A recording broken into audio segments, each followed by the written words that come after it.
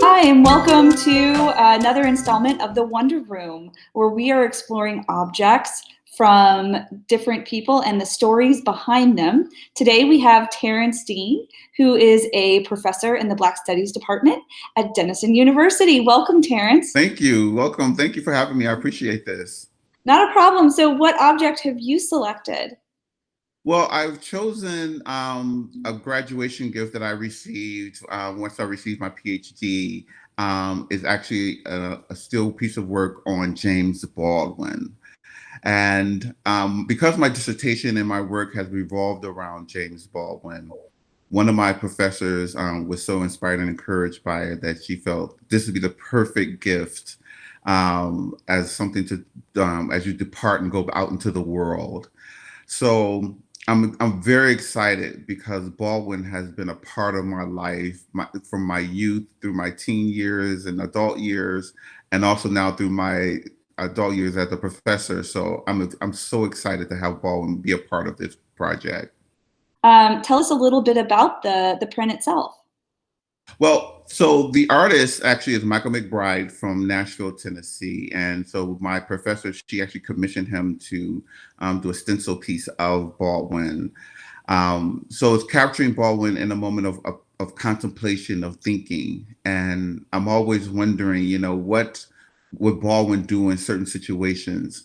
So every moment of my life, I'm always wondering and thinking, what would Baldwin do? What would Baldwin be thinking at this moment? Thinking of the Harlem Renaissance and beyond, and the civil rights movement, where Baldwin had grew up in New York and in Harlem and thought globally about the world. So, and all those instances that I've been experiencing from my trips to South Africa, through my journey through France, traveling in the same footsteps as Baldwin, trying to explore and think, how critically and important Baldwin's words ring so true to us today. To those of us who may not be as familiar with Baldwin as you are, a scholar of Baldwin, what would Baldwin think about what's happening right now? Speaking of which, So those who don't know, the Baldwin was one of the most prolific writers of our times during the civil rights. He, along with Martin Luther King Jr. and Malcolm X and Bayard Rustin, were one of the most critical voices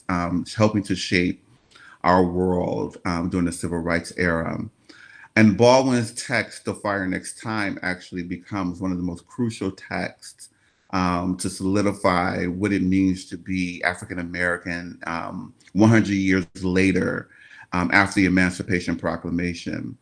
So when he writes that text, he's trying to figure out, what is the state of our world? Where are we going? How do we see ourselves in the world? But also, how do we unify as different races and cultures? And so I think what we're seeing in this moment is something that Baldwin writes and exemplifies, like how we come together in times of crises, in times of unity, in times of when we have to be there to support one another as Americans, but also beyond that. As we can see in our global world, how we're all reaching out to one another to support one another, to sustain each other, and how we're working together as one communal family. So I'm very excited because I'm actually teaching a course this semester on James Baldwin. So it's so ironic that my students, I've asked them the same question, what do you think Baldwin would say in this moment? How do you think he would respond? It's just amazing hearing their responses and seeing how they're critically engaging with Baldwin to say, this is what I think he would say at this time. And it's like, in this critical moment of love, is more importantly, like how we continue to love one another. And what a wonderful way to kind of surmise that about how can we love one another, especially in these difficult times. Yeah. Well, I want to thank you for telling us about your piece. I'm going to try to include some really great links. I hope you'll share with me as well if you've got any great resources. We'll put those in the description box below in the YouTube description for those who might be so inspired to learn a little bit more about this prolific gentleman. And to anyone else who might be curious or want to participate in the Wonder Room, please reach out to the Denison Museum.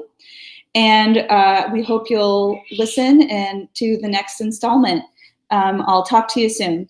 Bye. Bye. Thank you.